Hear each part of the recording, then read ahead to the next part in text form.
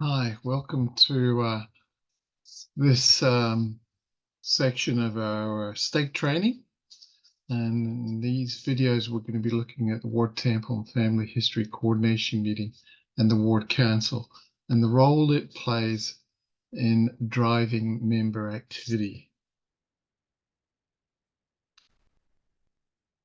So it's our fourth set of training videos.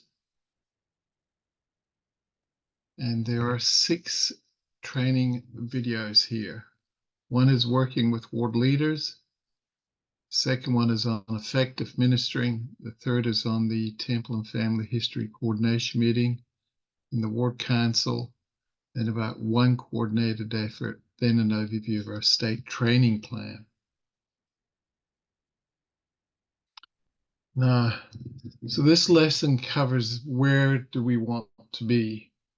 As previously explained, the ward runs at 2 levels. One is at the ward organization and the other in terms of member activity.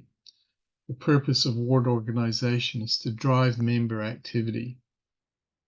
So it's important that the ward then is organized in its efforts. So in this section, we're going to be looking at the Ward Temple and Family History leader and the consultants as they work with ward leaders.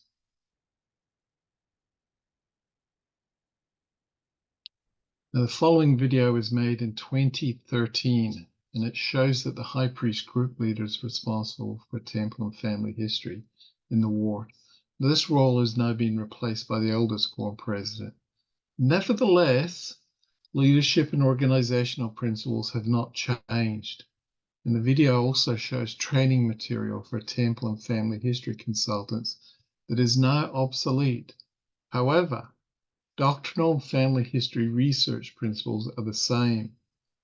Improvements in ward organization and the FamilySearch.org website is constantly being updated. Church training resources are made available online at the Gospel Library, FamilySearch.org, RootsTech.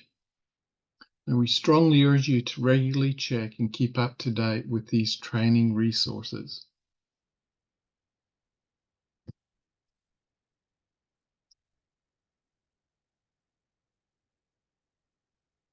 Like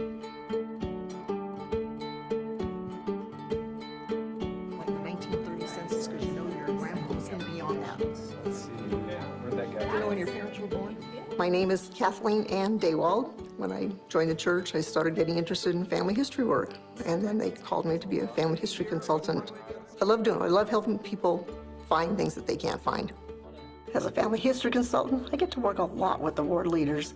The other family history consultants and I work closely with the High Priest group leader. The High Priest group leader directs the work of the family history consultants. When a new family history consultant is called in the ward, I meet with them and give them an overview of the responsibilities of their calling.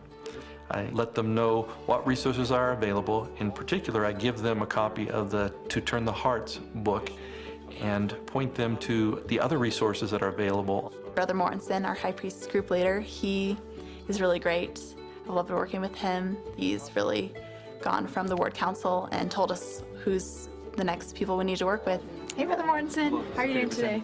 Now, a lot of that coordination is done very informally. I can email them, I can text, we talk on the phone, but mostly we talk in the hallways. And that is very effective. It's very informal, but it's timely. And then occasionally we do get together and do meet in a more formal setting. Sister Daywald, how did that go? Feedback comes from the family history consultants and how the family or individual's progressing, and that goes back to the ward council.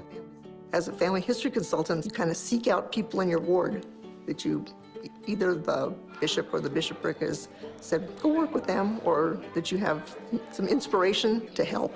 Would you like me to come over to your house tomorrow night for family home evening and help you guys get through some of these questions and some of the things that are stumbling blocks? That would be great. Okay. Would you guys like to set up a family night, family home evening? We'd love to come over. I think every person that we go to meet with, we need to really use the high priest group leader and our bishop as resources to find out things about the people we can work with.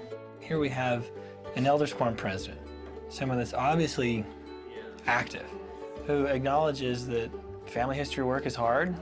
Doing family history work is kind of different than being a genealogist because they look a lot deeper. Our main goal is to get them to the temple, to take names to the temple. Yeah, make sure you extend the invitation to President Morrison and his wife. Absolutely. His to, family. His family, everyone, family. to come to the temple. I think it would be a worthwhile experience to have mom and dad at the temple. Sometimes ward leaders like President Morrison don't see how much of a resource family history can be for those they have stewardship over. But as we met with him in his home and helped him focus on bringing his own family names to the temple, it started an amazing chain reaction in our ward. I'm going to kind of walk you through just the beginning parts of how to get started with your family history. If you have questions as we're going along, I want you to just raise your hand and one of our family history consultants will just come over and help you. When President Morrison asked me to teach the Elders Quorum about family history, I was so surprised. I was so happy he was starting to see family history as a way to bless the quorum members' lives. But brethren, I testify to you that as you go to the temple, having prepared your own family names to do, your experience will be enhanced and it will bless your life greatly. I know that to be true. President Hunter talks about both halves of the blessing.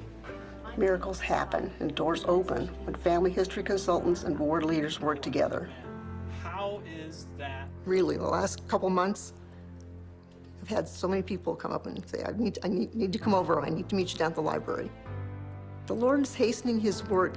He's making things possible that we couldn't imagine.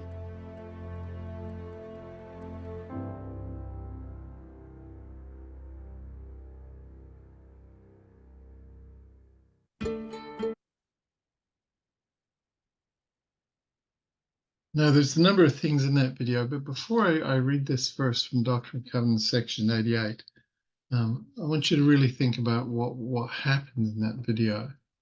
There's a number of things there. One is that they proactively reached out to find members, and the family history consultant went to their home. You know, it's sometimes a far better place to work with someone in their home or to invite them to the Family Search Center. Notice also that they held an Elders Quorum class, and also there was a youth and young single adult class in which it was family history was taught. The Elders Quorum and Relief Society only meet for 2 weeks within a month.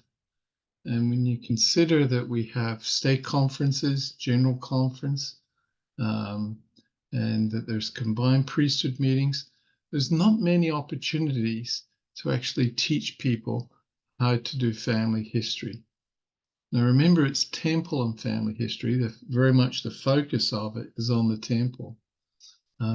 We very much miss opportunities, I believe, many times in our classes to teach people and invite them. So an important part of that lesson is particularly if the Elders Quorum and the Relief Society presidency have been doing family history themselves and taking that name to the temple, that they can then bear testimony by their own experiences that as they take a family name to the temple, their experience in the temple will be enhanced and that will bless their lives greatly. In verse 119 of section 88, it reads, "Organize yourselves, prepare every needful thing, and establish a house, even a house of prayer, a house of fasting, a house of faith, a house of learning, a house of glory, a house of order, a house of God." Now, I don't know, but many times as I read this verse, I think it is a step-by-step process, which leads us towards a house of the Lord, a house of God. And it begins by teaching us that we need to organize ourselves and prepare every needful thing.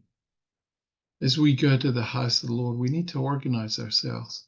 And that means not just as an individual, but the ward needs to organize itself. And through the ward, we need to organize our elders quorum. We need to organize our Relief Society. We need to organize the youth and young single adults, and as individuals and as families, and prepare every needful thing. So it's important that we understand this part of organizing ourselves. Latter-day Saints don't make things up as they go along. They're organized.